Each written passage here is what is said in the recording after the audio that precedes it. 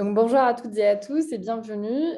Mariam Advi de Value Cometrics. J'ai le plaisir d'accueillir aujourd'hui Antoine Vallier de CDC Biodiversité, Diane Roissard de la Banque Postale Asset Management, ainsi que Michael Urban de Lombard-Odier et Pierre Linders de CFM pour discuter de biodiversité.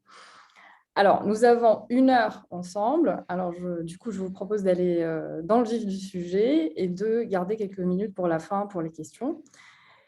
Que représente aujourd'hui la biodiversité pour vous, investisseurs, et quels sont les enjeux? Pierre, je sens que tu as envie d'y aller en premier, alors je t'en prie, je te Ben, laisse la c'est parole. Merci, c'est parti. Est-ce que vous voyez l'écran? Oui, on voit bien l'écran. Ok, alors je vais commencer par des propos super positifs, ça va mettre tout le monde dans l'ambiance. Et donc, je vous propose de faire un peu un zoom sur les problèmes, espèce d'oignon de problèmes auxquels on est confronté. Donc, vous avez sûrement tous vu ça il y a quelques temps. Un petit rigolo s'est amusé à mettre en proportion les problématiques de changement climatique par rapport aux problèmes de récession ou de Covid. Et donc, le sujet du jour, c'est la vague suivante, qui est encore probablement bien pire. Bon, rigolons un peu moins, essayons d'être précis, scientifiques. Il y a un outil qui, je pense, est très intéressant, qui devient un peu le livre de chevet de beaucoup de gens en sustainability, qui a été fait par le Swedish Resilience Institute, donc Johan Rockström en particulier, qui part de l'observation qu'on vit une époque formidable, mais complètement bizarroïde en fait, qui a permis l'émergence de la civilisation telle qu'on la connaît. On était juste quelques millions et on serait probablement toujours quelques millions seulement, et on n'aurait pas connu l'agriculture s'il n'y avait pas eu ce phénomène très bizarre d'une stabilisation du climat qu'on est en train de fiche en l'air. Donc, on est en train de la fiche en l'air parce que ces scientifiques ont fait des travaux là-dessus. Il y a un certain nombre de limites qu'on ne devait pas franchir pour rester dans la zone verte confortable sans trop de risques et qu'on a allègrement franchi. Alors, bon, bien sûr, changement climatique se retrouve ici. Hein, vous voyez qu'on est dans l'orange, mais en fait, c'est relativement modeste encore par rapport à ce qu'on est en train de faire à notre biodiversité qui est ici, mesurée en termes d'extinction de millions d'espèces par an. Alors, il n'y a pas que ça, hein. Les plastiques, c'est pas beau à voir, le cycle de l'azote et du phosphore. Bref, il y a du boulot. Il y a du boulot et c'est pas que le climat. C'est pas que le climat, surtout qu'en climat, on a encore un peu de budget.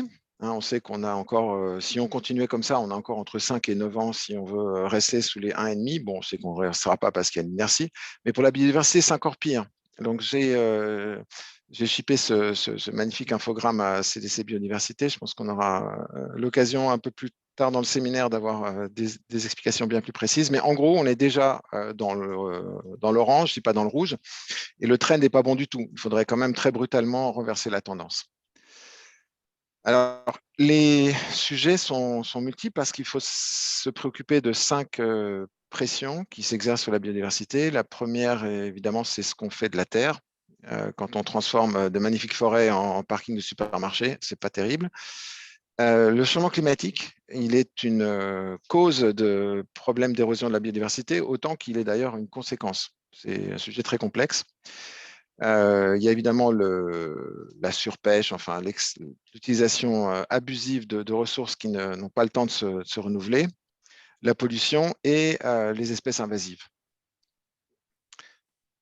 Alors, c'est très busy comme slide, je ne vais pas rentrer dans le détail, mais c'est juste pour donner une indication de quand même on peut cibler un peu les problèmes et on va se rendre compte assez vite que l'essentiel, 80% de tout ce qu'on démolit en termes d'espèces, c'est essentiellement causé par ce qu'on prélève pour se nourrir, hein, tout simplement, sur Terre et dans les océans. C'est 72% des 80%, c'est vraiment ça le sujet. Donc, on va parler de l'agriculture plus en détail et voilà la raison. Il y a aussi où est-ce qu'on habite, enfin, toutes nos infrastructures, tout ce qu'on construit, on adore construire. Et puis, pour construire et faire tout ça, on a besoin de beaucoup de métal, de beaucoup de minerais, de beaucoup de pétrole, de beaucoup de gaz. Donc, les industries extractives sont aussi évidemment fortement le sujet. Alors tout ça sont des documents, vous allez trouver, World Economic Forum a fait beaucoup de travail là-dessus, assez précis, donc je peux donner les références si ça vous intéresse. Il y a deux sujets en fait. Il y a l'impact qu'on a, c'est ce qu'on vient de voir, mais il y a aussi la dépendance. La dépendance aux écosystèmes, elle se mesure aussi. Alors là, bon, il y a des marges d'erreur fantastiques évidemment, mais ça, c'est des travaux de la Banque mondiale qui estiment que plus de 50% de cet indicateur qu'on utilise pour mesurer notre richesse, qui est évidemment complètement stupide comme indicateur, mais pour le moment, on a ça. Donc, plus de 44 trillions de dollars dépendent directement du bon fonctionnement de nos systèmes naturels, de la biodiversité et des écosystèmes. On a à risque 2,7 trillions, c'est amusant parce que par an, qu'on peut perdre si on ne se préoccupe pas de ces sujets correctement. Et là, vous voyez par segment quels sont les segments de l'économie qui sont le plus en risque directement ou à travers leur supply chain. Et bon, c'est sans surprise, vous allez trouver ce qui tourne autour de l'agriculture. Donc l'agriculture a à la fois un impact énorme sur la nature, sur la biodiversité, et dans l'autre sens, elle dépend énormément, bien sûr, des services écosystémiques. Pourtant, voilà, c'est là qu'on va arrêter de pleurer et on va commencer à peut-être sourire. Il y aurait des choses fabuleuses à faire qui nous rapporteraient beaucoup de GDP, beaucoup d'argent, on serait très content. Il y a toute une série de travaux aussi sur, mais en fait, si on développait des activités qui viseraient à améliorer nos rapports avec les écosystèmes, en fait, on pourrait créer beaucoup de jobs et créer aussi beaucoup de profits. Alors ça, c'est un travail aussi, je ne vais pas rentrer dans le détail de cette matrice, mais vous trouverez ça dans les documents du World Economic Forum, qui indique quelles sont toutes les actions qu'il faudrait mener, qu'est-ce qu'il faut faire. Il faut s'occuper de reforester, en tout cas de manager de façon beaucoup plus intelligente nos forêts. Il faut se préoccuper de changer nos habitudes de consommation. On sait très bien que la viande, c'est un désastre absolu, etc., etc. Et là, vous avez une répartition par segment de l'économie qui doit être particulièrement sollicitée pour qu'on avance. Combien ça peut, entre guillemets, coûter tout ça, hein? On a vu que ça peut rapporter de l'ordre de 11 trillions et il faudrait quand même investir de l'ordre de près de 3 trillions par an. Alors, est-ce qu'on est capable de faire ça? Est-ce qu'on a commencé à le faire? Bon, en tout cas, on se préoccupe. Ça, c'est un infogramme qui est assez amusant, enfin, c'est utile. Il voit la manière dont les problématiques de biodiversité en quelques années sont montées. On rejoint pratiquement les préoccupations concernant le changement climatique. Donc ça, au moins, c'est déjà bon, positif déjà de savoir qu'on se préoccupe du sujet. Cela dit, si on regarde en termes de budget ce qu'on est prêt à allouer à tout ça, on voit que c'est encore très loin du compte. Hein, on a parlé de trillions tout à l'heure, mais on voit qu'au niveau européen, on est en train de parler uniquement de 3% des ressources allouées au climat qui seraient allouées à la biodiversité. On parle de, allez, 20 milliards. Bon, c'est mieux que rien, mais...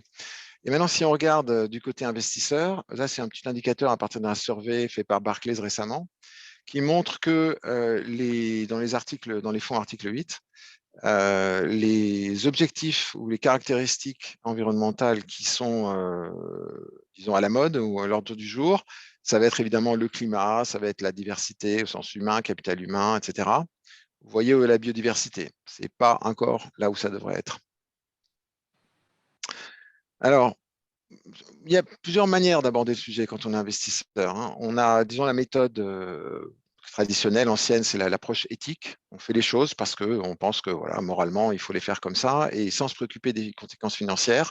Malheureusement, le problème de cette approche, c'est que, en fait, il y a très peu de gens qui sont capables de mettre plus que 1 ou 2 ou 3% là-dedans. Il y a l'approche impact où on va aller financer directement des petites sociétés, mais c'est un peu ça le problème, c'est qu'en général, c'est très small scale. Alors, ça ne veut pas du tout dire qu'il ne faut pas le faire, c'est probablement l'étape indispensable par laquelle il faut commencer par passer.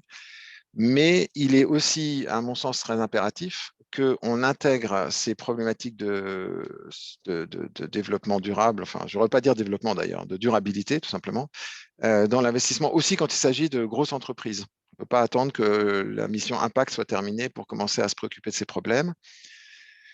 Et pourquoi ça a du sens de le faire, à notre avis? C'est parce que, comme en tant qu'investisseur, on va plutôt acheter, je ne sais pas, Danone plutôt que Nestlé ou Nestlé plutôt que Danone, pour ne pas faire de jaloux, sur la base du fait qu'on aurait regardé en détail ce que chacune de ces deux entreprises font précisément en matière de monitoring de l'impact de leur diversité et d'un assessment correct des risques auxquels ils sont soumis du fait des problématiques de biodiversité, eh ben, on fera un investissement plus intelligent. Voilà, on pense que c'est à large échelle ce qu'il faut commencer à faire le plus vite possible. Alors, il y a… Oui. Merci Pierre. Donc peut-être là on va faire un petit focus sur la partie food. Justement tout à l'heure tu parlais des écosystèmes et des services que fournissent les écosystèmes à l'humanité et on a bien vu effectivement clairement que l'alimentation est prépondérante. Michael, peut-être toi qui as fait des recherches là-dessus, peut-être tu pourrais un petit peu détailler cela avant d'arriver au framework. Volontiers. Bonjour à toutes et à tous, vous m'entendez correctement? Oui. Super. Et en fait, alors pardon, je vais juste partager mon écran. Et en fait, je crois que ce que je vais présenter, ça a un peu vertu à être dans la continuité de ce que vient de présenter Pierre, peut-être en repartant en fait sur ces fameuses limites planétaires et en s'interrogeant plus particulièrement en fait sur l'acronyme. Vous êtes probablement tous et toutes déjà familiers avec cet acronyme un peu étrange, AFOLU, mais ça veut dire Agriculture, Forestry and Other Land Use, et son rapport en fait avec nos systèmes alimentaires.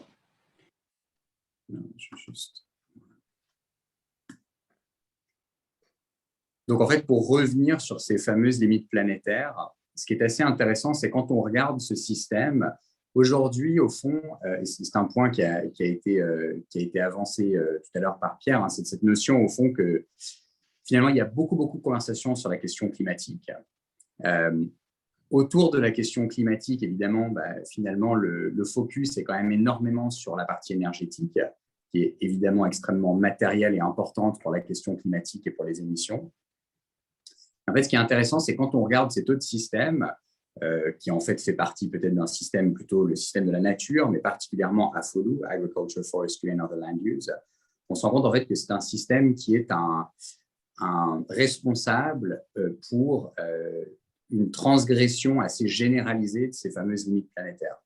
Donc, dans son ensemble, ce système vaut à peu près un quart des émissions de gaz à effet de serre, 90% de la déforestation à l'échelle mondiale, un quart de la perte de la biodiversité, on y reviendra, c'est évidemment lié à cette problématique de déforestation, 70% de l'utilisation des ressources en eau, et puis enfin, aujourd'hui, les sols, donc au niveau des terres utilisées pour l'agriculture, plus de 50% de ces terres donc, qui ont été dégradées.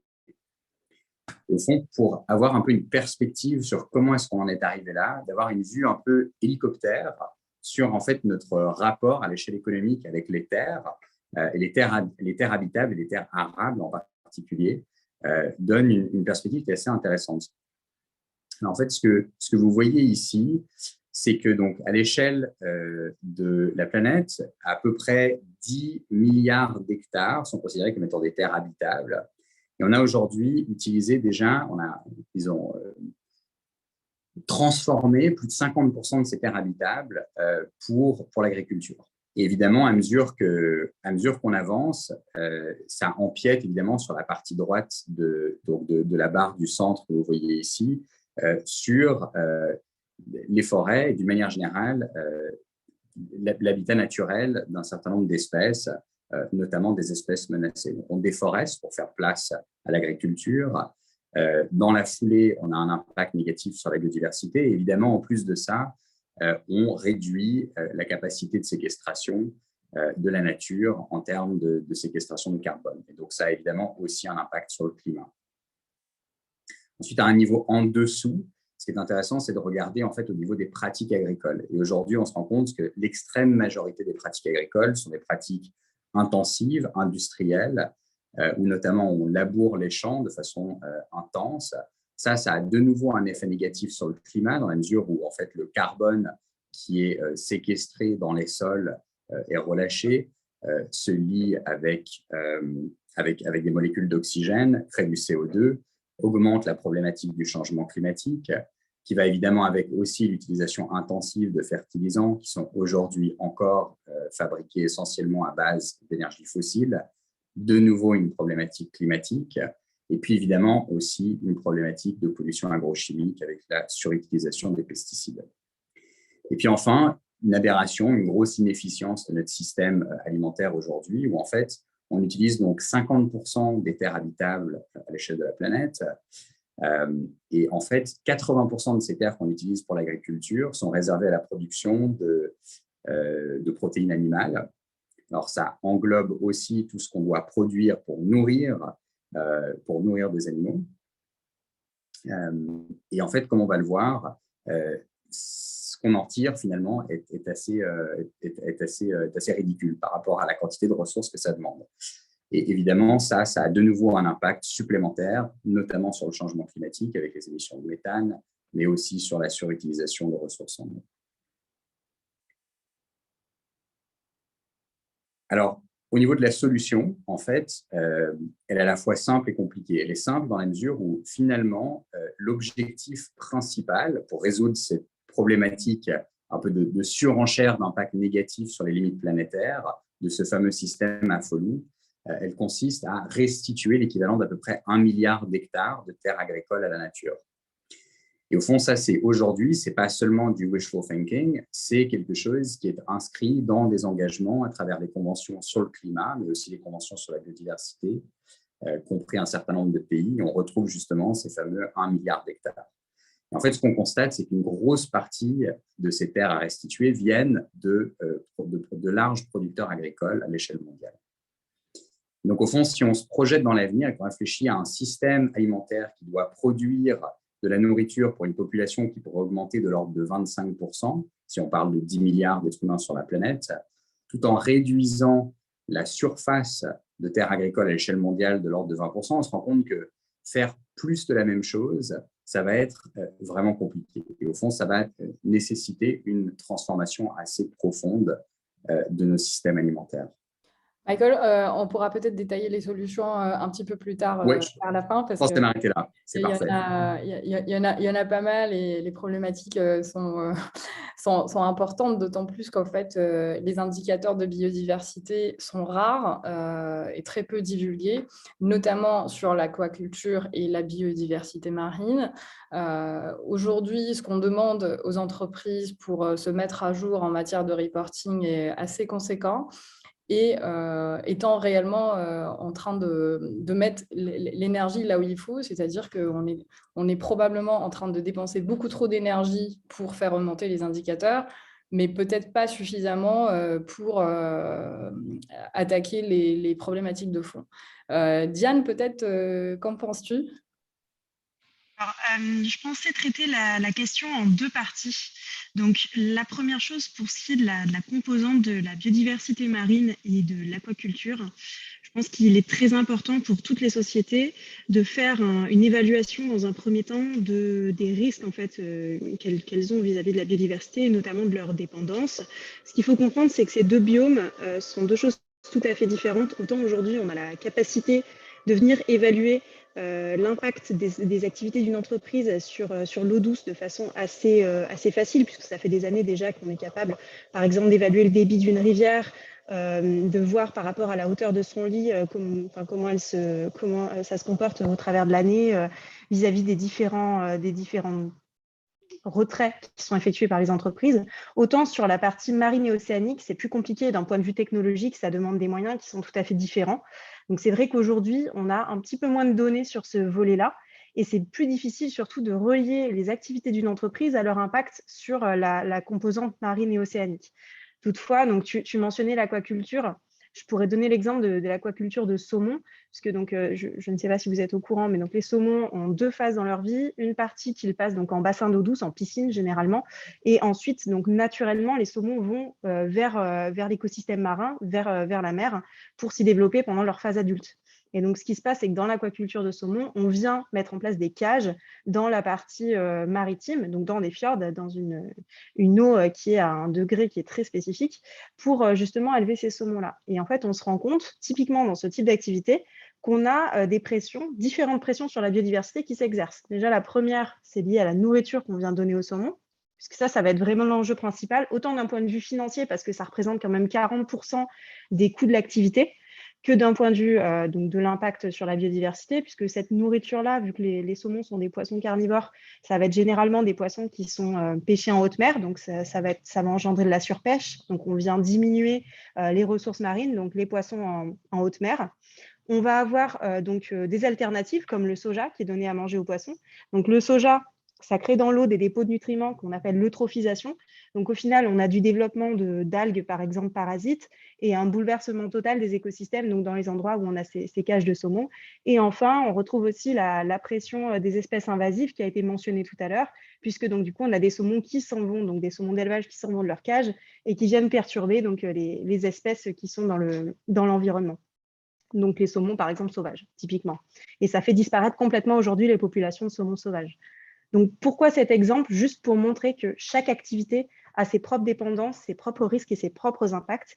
Et ça, l'entreprise a tout intérêt, tant d'un point de vue financier que d'un point de vue de la protection de la biodiversité, à aujourd'hui venir faire une étude en fait, d'analyse d'impact, d'analyse de risque. Donc ça, c'est ce qui est proposé donc, pour répondre à la deuxième partie de ta question, notamment dans des cadres comme la TNFD. Donc, je crois que Pierre voulait commencer à le mentionner en fin de son intervention. Donc, on avait déjà quelque chose qui s'appelle la TCFD, donc pour Task Force for Climate Related Financial Disclosure, qui était disponible pour la partie climatique. Et aujourd'hui, on est en train de créer quelque chose qui s'appelle la TNFD, donc Task Force for Nature Related Financial Disclosure, qui permet en fait d'encadrer le reporting que vont faire les entreprises sur leurs risques, donc leurs dépendances et leurs impacts sur la biodiversité. Et pour ça, notamment, elle les accompagne avec un cadre qui s'appelle le LEAP. Donc le LEAP, c'est en 4 étapes: Locate, Evaluate, Assess and Prepare, qui en fait va aider l'entreprise à déterminer quels sont les différentes soit services écosystémiques, soit ressources naturelles auxquelles ces activités sont exposées et dont elles dépendent, et également les impacts qu'elles ont sur donc, la biodiversité, les écosystèmes et la nature au sens large. Donc, effectivement, aujourd'hui, d'un point de vue des indicateurs, on n'a pas grand-chose, mais c'est quelque chose qui se développe et on a de plus en plus également d'initiatives de régulation. Donc, quand on parle de régulation, on pense à CSRD et SFDR. Donc, si on a des financiers autour de la table, je pense que vous avez entendu parler de ces acronymes. Et également, donc, tout ce qui va être les normes de l'EFRAG, donc pour tout ce qui est European Reporting Advisory Group, qui est en train de préparer également un cadre de reporting qui va aider et en même temps obliger les corporates à reporter sur leur impact sur la biodiversité. Et donc, effectivement, aujourd'hui, c'est compliqué, mais on a de plus en plus de choses qui nous aident à venir déterminer quels sont ces indicateurs-là, même si aujourd'hui, c'est effectivement compliqué d'avoir un seul indicateur comme l'empreinte carbone pour venir piloter l'ensemble de ces dépendances et de ces impacts. Donc voilà, je pense qu'on a une réponse là-dessus. Merci Diane. On l'a pu l'entrevoir un petit peu à travers vos différentes réponses. Aujourd'hui, donc la biodiversité et le climat, c'est bien lié. La biodiversité, comme le climat, présente un enjeu mondial, notamment donc l'acidification des océans, l'utilisation des pesticides, l'effondrement de la diversité du génétique du vivant. Est-ce que cela fait sens pour un pays ou pour une région aujourd'hui de s'attaquer à ces problématiques si le reste du monde ne suit pas? Donc, quel est réellement le lien entre justement la biodiversité et le climat concrètement? Et également, on parlait des frameworks TCNFD et quelle est la relation et l'agencement entre ces différents frameworks à la fois localement et à l'international? Peut-être Antoine, je te file le flambeau. Oui, alors par rapport à ta première remarque sur l'interrelation biodiversité-climat, effectivement, d'un point de vue biologique, physique, il y a effectivement des interactions très fortes entre ces deux sujets. D'une part, enfin, dans les deux sens, c'est-à-dire que le changement climatique est une des grandes pressions qui s'exercent aujourd'hui sur la biodiversité. Mais dans l'autre sens aussi, c'est-à-dire que la biodiversité est un outil très efficace aussi pour lutter contre et atténuer le changement climatique. C'est-à-dire que une forêt avec beaucoup de biodiversité est une forêt qui va optimiser finalement la ressource et donc optimiser le stockage de carbone et qui va être aussi une forêt durable dans le temps. C'est-à-dire que contrairement à une forêt monospécifique qui pourrait être ravagée si il y a un parasite bien spécifique qui arrive ou des conditions météorologiques qui changent, une forêt diverse va être beaucoup plus résiliente. Ce qui veut dire que la biodiversité est aussi une solution d'atténuation pour le climat qui va être une assurance une assurance dans le temps. Donc, ces interactions, elles sont très fortes. Elles peuvent être bénéfiques, mais elles peuvent être aussi très nocives si on rentre dans une dynamique de détérioration où le changement climatique viendrait détériorer la biodiversité qui viendrait elle-même, cette détérioration viendrait alimenter le changement climatique, etc., etc. Et c'est vraiment cette boucle qu'il faut absolument aujourd'hui s'évertuer à ne pas enclencher ou à stopper. Michael, peut-être tu aurais quelques éléments à rajouter là-dessus, notamment par rapport au food and consumption.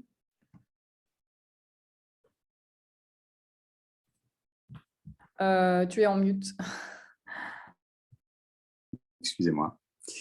Je rejoins évidemment ce qui a été dit sur ces interconnexions et en fait ces fameux feedback loops qui peuvent marcher à la fois dans un bon sens comme dans un moins bon. Mais effectivement, en fait, un point qui me paraît important, c'est en fait, il y a un certain nombre d'engagements qui aujourd'hui ont été pris sur le climat qui ont, à la condition qu'ils soient remplis, a priori aussi évidemment un impact positif sur la biodiversité, notamment par rapport à ce que je vous disais tout à l'heure sur cette question de restitution, restauration des terres agricoles à la nature. Ça, c'est un point important. Et puis, l'autre chose peut-être qui est importante à souligner, c'est quand on parle de nos systèmes alimentaires, c'est à la fois un problème, ça l'a été jusqu'à maintenant, c'est aussi potentiellement une opportunité, c'est le fait que c'est un système qui est extrêmement subventionné. Donc aujourd'hui, on parle de subventions agricoles de l'ordre de 500 à 700 milliards. C'était 700 milliards pendant le Covid. Ça représente à peu près 25% de la valeur de la production agricole à l'échelle mondiale. Et au fond, si on réfléchit un peu aujourd'hui à l'engagement qui ont été pris par ces gouvernements, et donc les gros pays producteurs qui sont aussi les gros pays qui subventionnent le monde agricole, c'est surtout l'Union européenne, la Chine et les États-Unis. Quand on pense en partie les engagements qui ont été pris sur le climat, mais en plus de ça, d'autres catalystes, comme par exemple la question simplement de sécurité alimentaire, qui est un sujet qui a été un peu oublié dans les économies développées, qui a ressurgi récemment, plus des questions de biodiversité, plus des problématiques de santé publique. On commence à voir quand même potentiellement se dessiner en fait les contours d'un redéploiement de subventions publiques qui sont quand même vraiment colossales, potentiellement pour résoudre beaucoup de problèmes à la fois. Donc finalement, tout est lié, la biodiversité et le climat, mais les actions aussi s'y afférents, que ce soit de la part des gouvernements ou des investisseurs, on va y arriver. Peut-être Pierre, justement pour revenir un petit peu sur les frameworks que tu voulais aborder au départ, aujourd'hui sur un plan local en matière de régulation et internationale, comment ces différents frameworks vont s'agencer ? Oui, enfin, Diane a déjà bien expliqué, donc je ne vais pas répéter. Elle a tout à fait raison. On a essayé de calquer en fait les frameworks qui devraient aider l'industrie dans son ensemble, aussi bien corporate que investisseurs, à bien prendre en considération ces problématiques de biodiversité sur la façon dont on a déjà mis les choses en place pour le climat, en se disant finalement il y a des bénéfices énormes à utiliser des channels, enfin des canaux de communication, de production d'informations, etc., de disclosure qui sont déjà en place. Alors effectivement, tout ça c'est très bien et Michael aussi a parlé du fait que dans certains cas, travailler sur le climat, c'est quelque part aussi potentiellement avoir des effets positifs en matière de biodiversité. Je ferai quand même la remarque suivante, c'est que ce n'est pas malheureusement un acquis ça, c'est-à-dire que ça peut aussi bien marcher dans l'autre sens. Alors là, je me fais encore une fois un peu le triste cire, mais il y a un vrai risque à mon avis à ce qu'on pense que simplement parce que ça ressemble, ça va se passer de la même façon, en oubliant que dans le cas du climat, il y a quand même une donnée qui est absolument essentielle, qui est il y a un prix au carbone et il y a une compréhension par tous les intervenants, aussi bien industriels que financiers, du fait que ce prix de carbone, il est à la hausse. Voilà. Et donc, ça va finalement rentrer dans les équations économiques et financières. Et donc, se préparer pour les problématiques climatiques, c'est préparer ses bilans aussi. Et là où je vois un énorme risque et danger, donc il faut être très conscient, c'est que puisque la même chose n'existe pas, en tout cas pas du tout aujourd'hui sur la biodiversité, il n'y a pas de prix à payer de taxes si on fait disparaître des espèces particulières. Il y a même un crime. Il aurait fallu qu'il y ait un crime d'écocide, ce n'est qu'un petit délit, et encore, il faut prouver l'intentionnalité de nuire. Donc, enfin, on voit qu'on est très, très loin du compte. Et donc, il y a un vrai risque, surtout si on prend des technologies comme, par exemple, les BECS, enfin, les manières de faire, soi-disant, du moins d'émissions carbone, mais à partir finalement, de biomasse, qui n'est pas seulement de la biomasse, qui est un déchet des villes, mais qui pourrait aussi être demain, on plante allègrement là où il y avait de la belle forêt, on plante des arbres qui ont des croissances rapides pour pouvoir faire voler nos avions, ce serait une vraie catastrophe. Donc, il faut faire très attention au fait qu'il y a des mécanismes de marché qui ont déjà été mis en place pour le climat, qui risquent de se retourner contre la biodiversité si on ne fait pas attention. Merci Pierre, très intéressant. Tu avais mentionné tout à l'heure, tu avais parlé justement de double matérialité. Je reviens vers toi Antoine, justement comment la biodiversité est-elle aujourd'hui intégrée chez les gestionnaires d'actifs, notamment dans leur processus de gestion et de reporting? Oui, tout à fait. Et du coup, effectivement, je pense que je vais commencer par là. C'est-à-dire que les investisseurs s'intéressent, ce qu'on observe à la biodiversité sur vraiment l'approche risque et opportunité, bien sûr. Opportunité avec, on voit qu'il y a des indices qui sont en train de se créer, qu'il y a des fonds thématiques qui sont en train d'être lancés. On a même des fonds qui cherchent à être à impact positif, qui seront peut-être les précurseurs des premiers crédits biodiversité vers lesquels de nombreux acteurs sont en train de tendre, de réfléchir, même si la question était déjà très complexe sur le carbone et elle est très, très compliquée sur la biodiversité. J'ai beaucoup travaillé avec CDC Biodiversité, qui est un acteur de la compensation écologique, et on sait que c'est un sujet qui est très complexe parce que autant une tonne de carbone émise en Inde peut être séquestrée aux États-Unis et on a un bilan, on peut bien faire un bilan entre les deux, autant aller détruire une forêt dans un écosystème et restaurer une mare dans un autre va être difficilement comparable. Donc, sur ces questions de crédit biodiversité, je pense que c'est un sujet qui avance, mais je rejoins la réserve de Pierre sur le fait que ce n'est pas un instrument, je pense, qui va être disponible en masse dans un temps très court. Pour autant, une approche qui me paraît qui est intéressante, qui a beaucoup évolué sur les 3 dernières années, c'est la rationalisation du risque biodiversité. Donc là, on n'est plus dans le champ des opportunités, mais vraiment dans le fait qu'aujourd'hui, les investisseurs, les régulateurs perçoivent la biodiversité comme un risque et comme un risque systémique. On a eu l'occasion de travailler avec des chercheurs de la Banque de France sur l'évaluation du risque biodiversité du système financier français. Alors, c'est des premiers travaux qui suivent les travaux de la Banque centrale des Pays-Bas, qui seront suivis par d'autres travaux de banque centrale. Pour autant, c'est les travaux de quantifiés qui reposent sur des mesures, sur des métriques, et qui inspirent énormément. Il y a des canaux parallèles, mais parce qu'on est sur un système cohérent, énormément les systèmes de reporting, qui soient volontaires comme la TNFD ou réglementaires comme l'article 29 en France. Et cette approche du risque, elle est assez différente du climat, et c'est là que je reboucle avec ce que tu disais par rapport au concept de la double matérialité. C'est que sur le climat, on a eu un premier réflexe finalement d'aborder le risque sur les questions de la dépendance. C'est-à-dire finalement, il va y avoir du changement climatique, les aléas climatiques vont créer des catastrophes et certaines activités économiques vont être impactées. Donc ça, c'est la vision dépendance, c'est ce qu'on appelle plus classiquement les risques physiques. Mais là, on est vraiment en train de changer de paradigme et d'intégrer le concept de la double matérialité, c'est-à-dire qu'on va aussi s'intéresser à la question des impacts. Et en fait, on s'intéresse à la question des impacts parce que, et donc aux risques qu'on qualifie des risques de transition de manière plus générale, d'une part parce que pour chaque acteur, c'est un risque qui peut devenir matériel, enfin financier, hein. C'est-à-dire que plus finalement je génère d'impact, plus je risque d'être sensible à la transition vers un monde où ces impacts ne sont plus admis ou doivent être fortement réduits, que ce soit par mes clients, par les régulateurs, par les changements de risque réputationnel.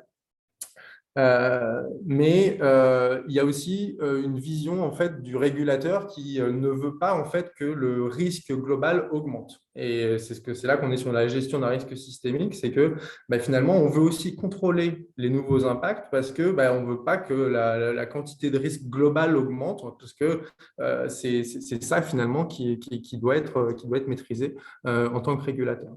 Et donc c'est vraiment cette double approche du risque avec la double matérialité qui est aujourd'hui mise en place sur des cadres comme la TNFD, qu'on retrouve dans l'EFRAG, qu'on retrouve dans l'article 29 en France, va, je pense, permettre de rationaliser le problème en regardant vraiment les deux aspects de cette érosion de la biodiversité.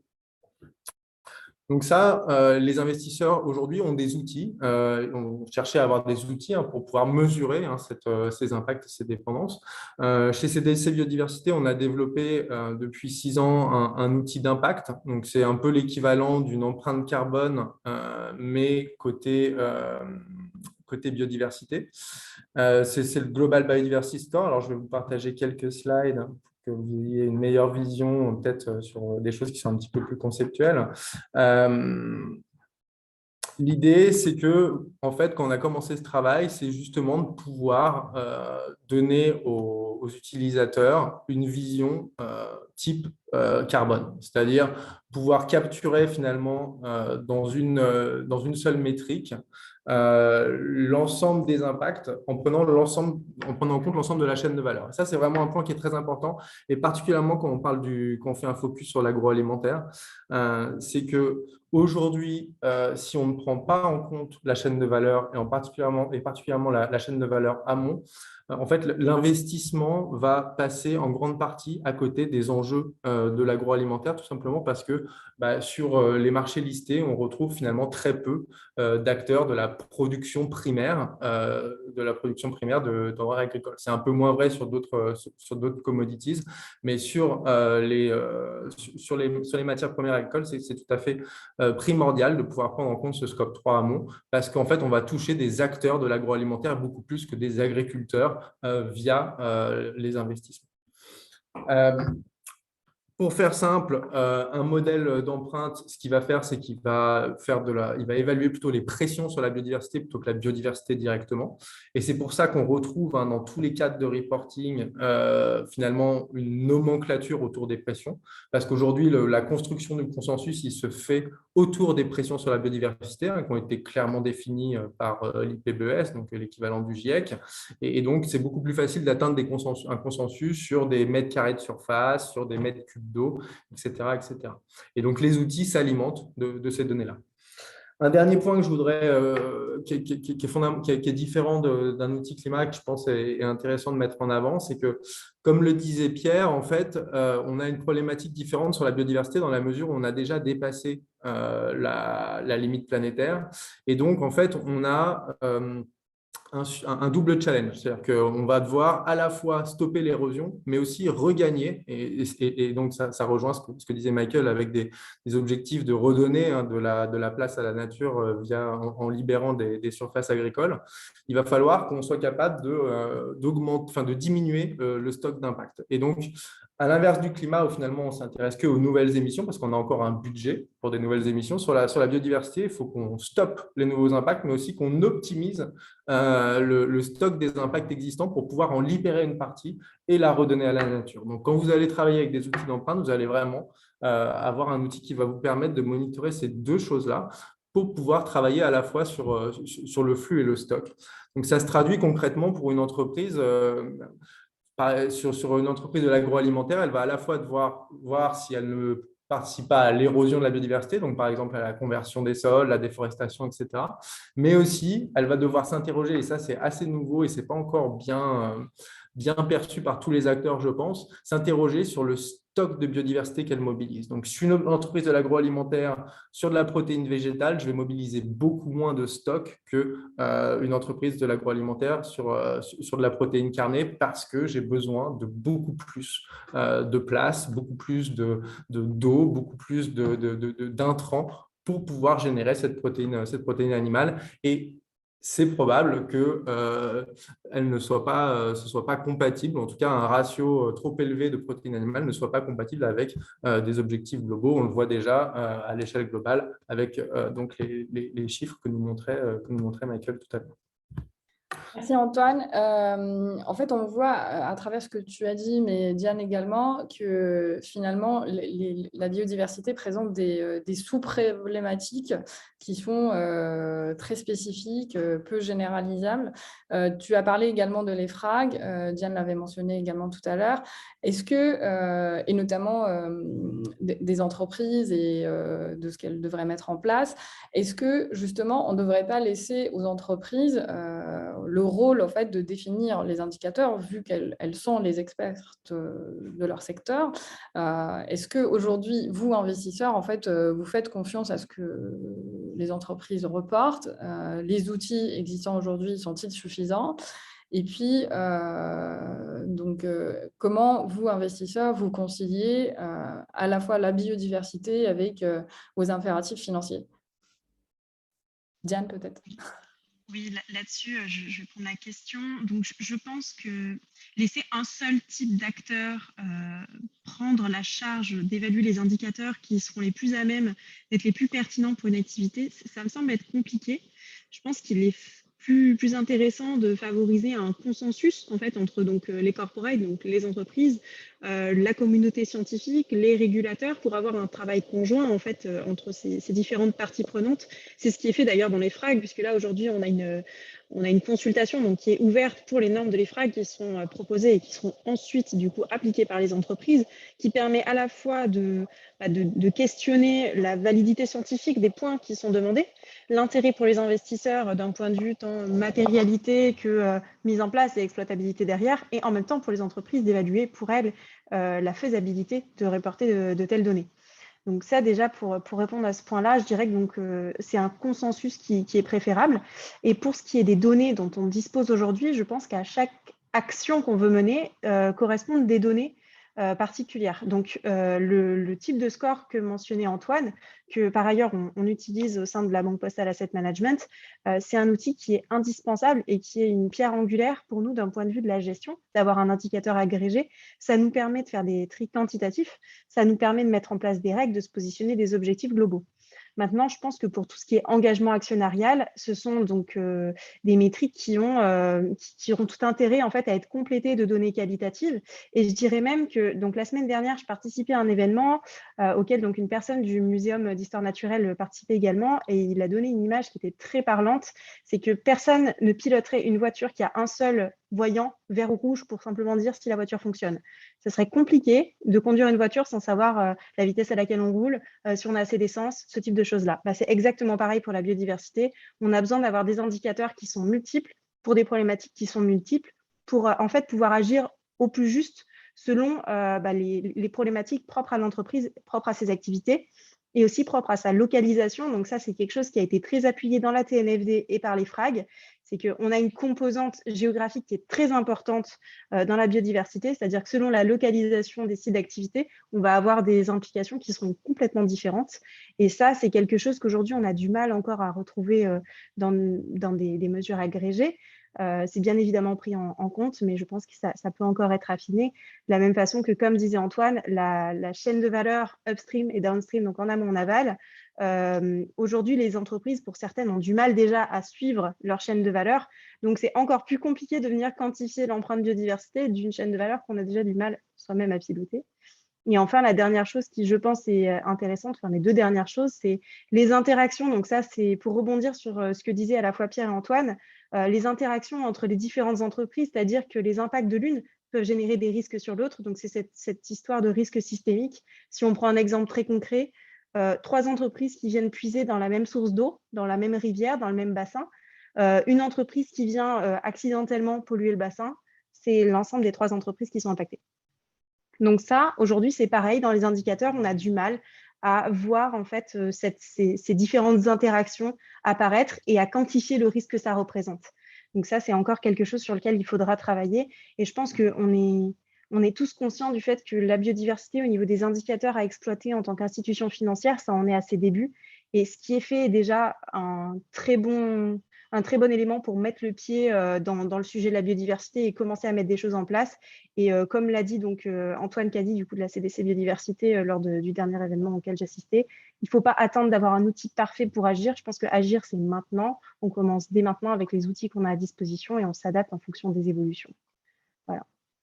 Super, merci. Donc, effectivement, les efforts pour faire décoller la biodiversité doivent être collectifs et coordonnés, en fait, hein, que ce soit avec les entreprises, les gouvernements, les travaux de recherche, les groupes de travail, notamment sur la mise en place de nouvelles normes, etc. Donc, si vous aviez un levier à actionner aujourd'hui, lequel choisiriez-vous? Donc, pour terminer, je ne sais pas, Michael ou Pierre ou Antoine, si tu veux rebondir, enfin, comme vous voulez. Je rebondis donc sur ce que disait Diane et je suis complètement d'accord avec le fait qu'il faudra plusieurs indicateurs et qu'en fait, il y a des questions d'échelle en fait, et que ces différents indicateurs doivent pouvoir s'emboîter les uns avec les autres et qu'on peut être capté. Ce qu'il faut vraiment s'assurer, c'est qu'on arrive toujours à faire des zooms ou des dézooms avec la boîte à outils qu'on a et que de l'information locale puisse être remontée et inversement. Sur les leviers, il y en a beaucoup, comme j'ai parlé de ça. Moi, je pense qu'aujourd'hui, le levier du risque me paraît intéressant dans la mesure où ça renvoie l'investisseur à sa responsabilité fiduciaire et du coup, ça place finalement l'enjeu de la biodiversité sur un autre plan qui est plus simplement le plan de l'éthique ou le plan de l'impact, comme le présentait Pierre, mais vraiment un plan légal, hein, où je pense qu'on verra de plus en plus, comme on le voit sur le climat, des investisseurs qui demanderont de rendre compte de la gestion et de la connaissance du risque biodiversité des investissements. Merci Antoine. Michael ou Pierre, vous auriez des choses à rajouter? Oui, moi, j'avais assez envie de vous emmener en bateau.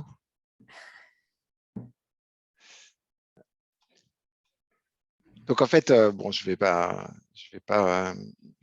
trop me différencier de ce que vient de dire Antoine, mais quand même, j'entends beaucoup en fait qu'on va faire de la disclosure, beaucoup de disclosure, et que, bon, quelque part, le système se mettra en ordre de marche avec la sensation de risque et d'impact, et donc on fera les choses beaucoup mieux. Moi, je serais quand même d'avis de faire un peu attention et de considérer que bon, je vais prendre la métaphore du bateau parce que pour moi, c'est une façon d'illustrer les trois dispositifs qui doivent se mettre en marche et s'appuyer l'un sur l'autre. Les investisseurs, c'est comme des voiles sur ce bateau. Alors, il faut une certaine technologie. Alors, tant qu'on n'aura pas les données, tant qu'on n'aura pas les indicateurs, tant qu'on ne comprendra rien, ou qu'on aura juste un bouton vert rouge, effectivement, on ne pourra pas faire grand-chose. Mais ce qu'il faut vraiment, c'est du vent dans les voiles. Et le vent, c'est-à-dire l'action des gouvernements, ça ne peut pas être uniquement de demander de la disclosure. Hein, je reviens sur cette idée-là. Mettre que de la disclosure, c'est mettre des webcams sur le Titanic. Ça ne va pas suffire. Il va falloir qu'à un moment donné, on s'attaque au vrai sujet. Je crois que Michael a parlé de 500 milliards ou 600 milliards de subventions à l'agriculture dans sa forme intensive. On voit bien comment, tout récemment, avec la guerre en Ukraine, on revient à « Ah ben oui, finalement, l'agroécologie, on fera ça plus tard parce que vous comprenez, il y a des priorités, il faut nourrir les gens », qui est une aberration totale parce que si on veut pouvoir nourrir les gens longtemps, ben, clairement, il faut s'en préoccuper dès maintenant. Voilà, donc je dirais le message pour moi, c'est là où il y a le plus grand risque, c'est de tomber dans ce narrative qui est très anglo-saxon, qui est de dire discloser et tout ira bien. Je pense que les investisseurs, s'ils sont sérieux, ils doivent prendre leurs responsabilités et ils doivent aller parler ou engager, comme on dit, les régulateurs, mais pas uniquement sur la disclosure, mais aussi sur les actions dans l'économie réelle. Super, merci Pierre. Je vois qu'il y a une question sur les protéines animales et du coup peut-être aussi sur les leviers. Michael, tu pourrais nous en parler un petit peu plus et sur le comportement du consommateur aussi. Qu'en penses-tu? Oui, volontiers. Alors, j'ai vu la question, en fait, la remarque, et donc ça serait intéressant d'avoir un peu plus de détails, mais peut-être juste quand même pour revenir sur en fait, la problématique des protéines animales. Et qu'on soit clair, juste mon discours, c'est pas de dire tout le monde doit devenir végétarien, tout le monde doit devenir végétalien. Par contre, c'est une question de proportionnalité. Donc aujourd'hui, si on regarde, je vous parlais donc de 5 milliards de terres agricoles, à peu près 50% de toutes les terres habitables, qui sont utilisées 80% pour la production en fait, de protéines animales. On n'en tire que 20% de nos calories à l'échelle mondiale. 80% des terres pour 20% de nos apports en calories. Déjà là, il y a une inefficience qui est remarquable. Et à un deuxième niveau, quand on parle d'apport en protéines, on parle de 36% de nos apports en protéines pour 80%, encore une fois, des terres à l'échelle mondiale. Donc, il y a une inefficience qui est remarquable. Il y a plein d'autres chiffres qui sont intéressants dans le domaine. Si vous regardez, ça prend à peu près 15 000 litres d'eau pour produire 1 kg de bœuf. On a besoin à peu près de 30 calories de feed, animal feed, pour produire 1 calorie de bœuf, etc. etc. Donc, il y a vraiment une vraie problématique d'inefficience qui, derrière, a un impact absolument monstrueux sur ces limites planétaires, à travers la déforestation, le changement climatique, l'utilisation des ressources en eau, la quantité de pesticides, de fertilisants qui sont utilisés pour produire cette alimentation animale, etc. etc. Et peut-être juste pour terminer, sur la question peut-être du levier en particulier, on parlait au fond du levier des investisseurs. Il y a aussi évidemment le levier de la consommation. Ce n'est pas inintéressant au fond de réfléchir à ce à quoi ressemblait une allée de supermarché ou un menu de restaurant. En moyenne, je comprends qu'il y a des différences substantielles au niveau géographique, mais quand même, si on réfléchit à ce à quoi ressemblait une allée de supermarché ou un menu de restaurant dans une grande ville, c'est une capitale européenne par exemple, il y a 5 ans, ce à quoi ça ressemble aujourd'hui, et probablement ce à quoi ça ressemblera dans 5 ou 10 ans, il y a une vraie transformation. Et beaucoup de cette transformation s'articule autour de quand même réduire la quantité de consommation actuelle de produits d'origine animale. Juste là-dessus, je mentionne que, pardon, Mariam, je voulais mentionner le fait que SASB travaille, il y a un projet de mise en place de nouvelles métriques, en particulier cette métrique qui serait le pourcentage de protéines dans les produits de consommation qui sont d'origine non animale, qui sont alternatives, qui pourrait être une métrique super intéressante à ajouter au tableau de bord dont parlait Diane.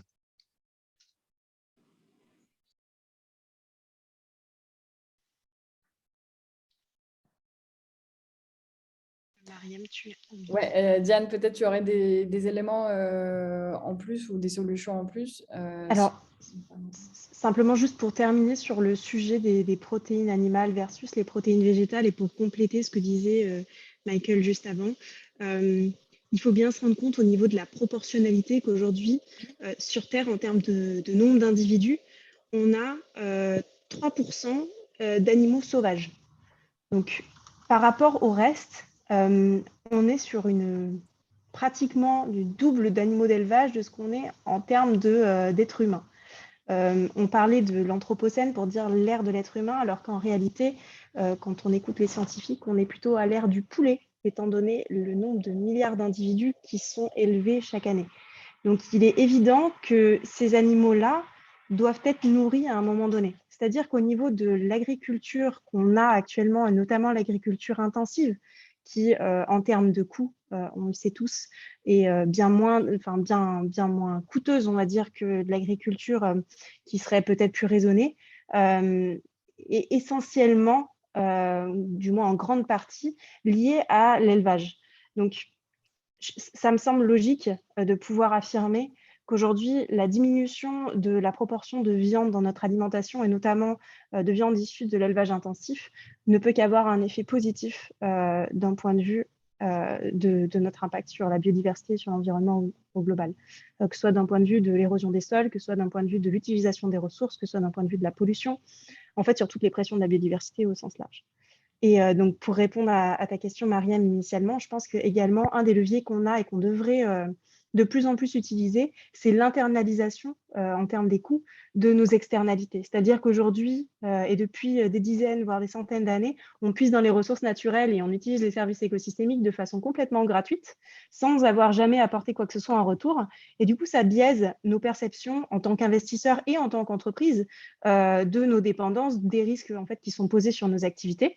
Et le fait de positionner donc, par des modèles de comptabilité comme celui du PBAF, donc PBAF, j'ai noté l'acronyme puisqu'il y en a beaucoup en finance, Partnership for Biodiversity Accounting Financials, où il y a également une initiative des Nations Unies qui s'appelle SEEA pour System of Environmental Economic Accounting, sont en train de travailler là-dessus, en fait, sur le fait de valoriser donc, les services écosystémiques et les ressources naturelles pour les appliquer en coût fictif, on va dire, aux activités de notre entreprise pour pouvoir se rendre compte, en réalité, justement, de l'impact qu'on a et des dépendances qu'on a vis-à-vis de la nature. Je pense que ça pourrait être un levier très intéressant pour s'autoréguler, en fait. Ouais. Merci, Diane. Il y avait une petite question par rapport aux insectes, s'ils étaient dans la stat. Non, pas les insectes. Uniquement, donc uniquement les vertébrés. J'aurais dû le préciser.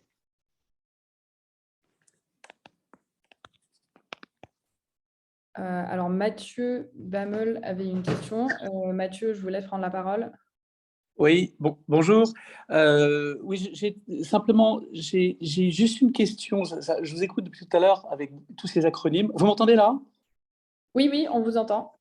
Oui, tous ces acronymes et ces structures et ces modèles. Moi, j'ai eu une expérience dans ce monde-là et maintenant j'ai décidé pour vraiment avoir un impact, non pas passer par les fonds à impact, mais devenir carrément agriculteur pour comprendre comment ça marchait.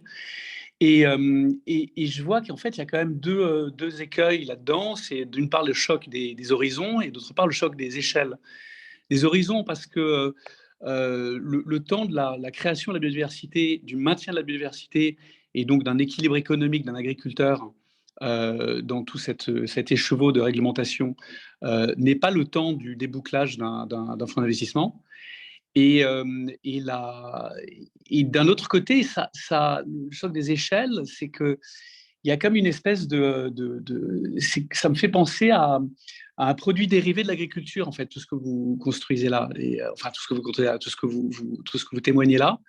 Et ce qui est étonnant, c'est que d'un côté, on entend des grands fonds à impact, on entend CDC Partners, CDC Biodiversity, ou bien le Mirova, ou bien tous ces fonds qui sont fondés sur le CSR et la bonne foi, en fait, enfin une bonne foi sans moraliser le truc. Et d'un autre côté, vous avez ces unités productrices, simplement des agriculteurs, hein, toute taille confondue.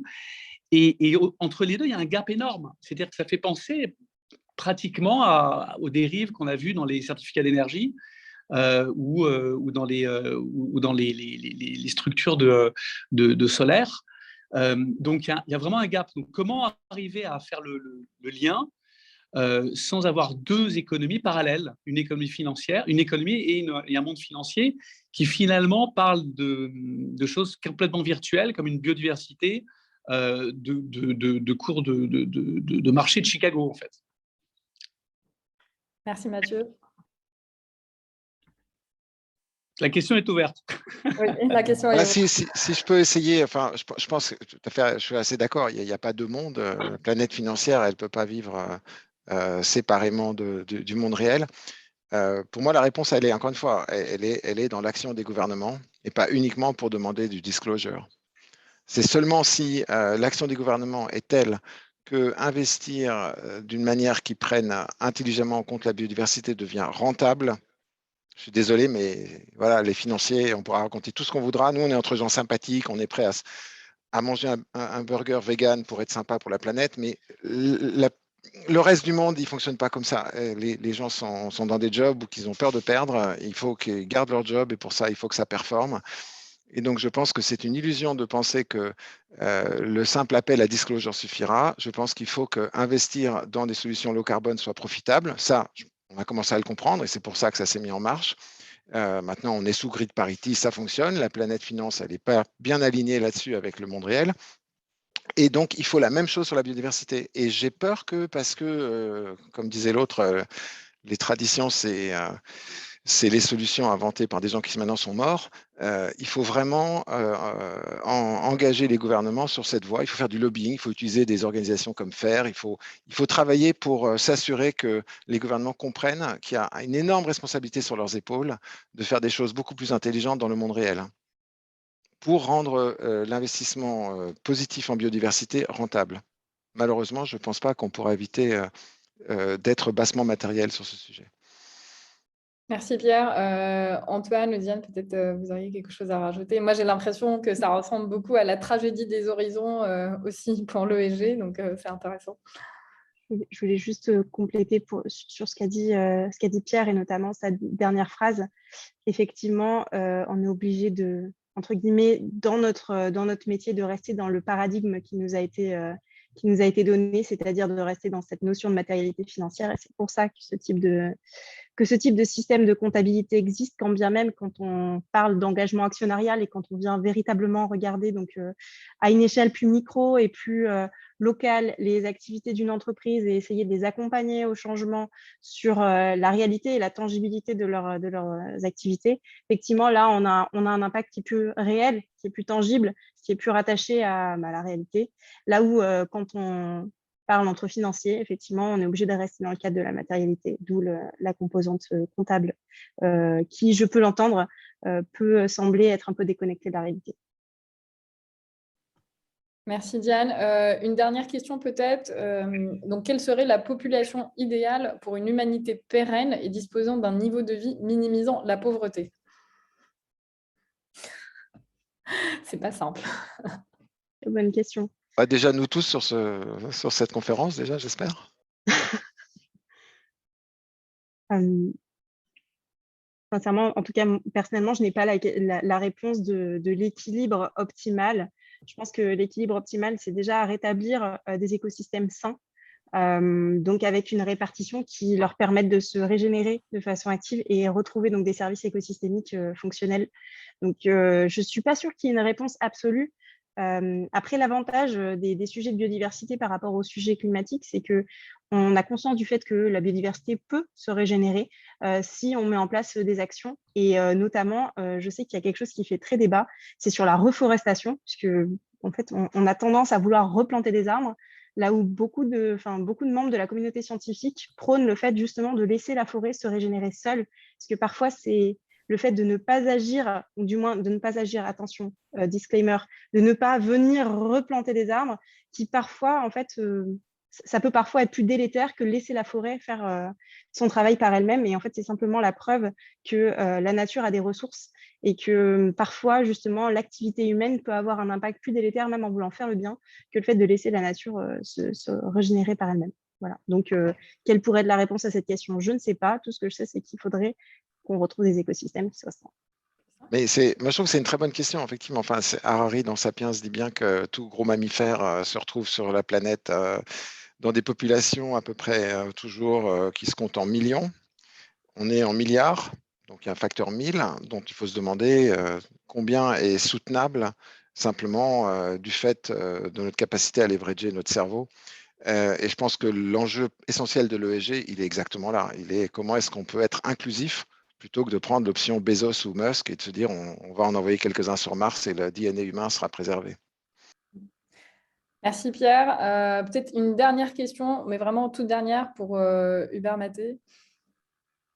Oui, vous m'entendez? Oui, on vous entend bien, oui. Oui. Est-ce qu'il y a une vue sur séquestration et capture du carbone? Alors, la forêt, c'est une séquestration. Les moyens mécaniques pour capturer, je pense notamment à Climeworks. Je ne sais pas si quelqu'un d'entre vous en a entendu parler. Quelle est votre vue là-dessus? Si personne ne la veut, je veux bien prendre la question. Ouais, vas-y. pour moi, les meilleurs moyens de séquestrer du carbone, c'est les moyens naturels. Et donc, pour ça, on a un outil génial, c'est l'océan. Ça reste le plus gros puits de carbone qui existe. On a également tout ce qui est mangrove. On a donc la restauration de mangrove qui, à mon sens, est un des leviers qu'on a qui est le plus efficient. On a les sols sains, donc par le biais de l'agriculture régénérative. On a effectivement la forêt où on parle beaucoup de la reforestation et au final, c'est loin d'être le seul axe. Après, en l'occurrence, Climaworks, je ne connais pas, donc je ne veux pas m'exprimer là-dessus puisque je n'ai pas le système de fonctionnement en tête. Mais je pense que la préservation et la restauration, quand on a des actions qui sont efficientes dessus, restent quand même les leviers les plus efficients qu'on puisse mettre en place. Donc, tout ce qui est solutions, nature-based solutions, ça reste quand même ce qu'il y a de plus efficient d'un point de vue capture du carbone. Et merci. Ouais, je crois que les solutions industrielles, elles sont éventuellement, on peut imaginer qu'elles deviennent économiquement rentables à condition qu'elles soient situées très immédiatement à proximité d'émissions très riches en CO2. Mais s'il faut aller brasser l'air et aller chercher les quelques molécules de CO2 qui s'y trouvent, enfin, déjà on en a trop avec 412, je sais pas où on est, 431, mais c'est extrêmement coûteux. Donc, je crois que l'Agence internationale pour l'énergie a été soupçonnée à une époque, je ne sais pas si c'est vrai ou pas, mais d'avoir un peu trop prêté l'oreille à des gens qui disaient mais c'est bon, on peut continuer à émettre beaucoup de CO2 dans la production d'électricité ou d'énergie, puisque on aura des technologies CCS. Ces technologies, enfin, la vitesse à laquelle elles sont montées en capacité a été très en dessous des attentes. Super, merci beaucoup Pierre. Merci à tous pour votre temps. Merci d'avoir participé à cette conférence virtuelle. Et merci encore à Antoine, Diane, Pierre et Michael qui a dû partir pour une autre réunion. Voilà, un bon après-midi à tous et puis à très bientôt. N'hésitez pas en tout cas à vous inscrire sur notre newsletter ou à envoyer vos questions par mail. Merci, au revoir. Merci, au revoir. Au revoir. Merci beaucoup. Au revoir.